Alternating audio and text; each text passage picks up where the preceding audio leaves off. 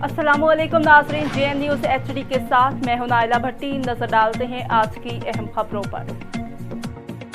शेखपुरा से खबर शामिल करेंगे। ब्यूरो चीफ हनीफ तबस्सुम की रिपोर्ट के मुताबिक पाकिस्तान तहरीक इंसाफ के साबिक ज़िला जनरल सेक्रेटरी व नामजद उम्मीदवार PP 144 सरदार सरफराज अहमद डोकर ने कहा है कि पाकिस्तान को सलेक्शन नहीं इलेक्शन की ज़रूरत है।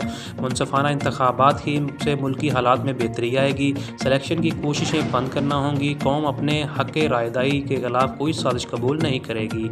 अपने नुमाइंदे मुंतखब करने का हक़ आवाम को आईने पाकिस्तान ने दिया है, जिसे छीना नहीं जा सकता। जमहूरियत की असल रूह शफाफ, मुनसफाना व गैर जानबरदाराना इलेक्शन इंतखाबात हैं। उन्होंने कहा कि PTI हमेशा अवाम दोस्ती का सबूत देकर आगे बढ़ी है और अवाम के जमहूरी हक़ की खातर मिसाली पुरअमन जदोजहद की।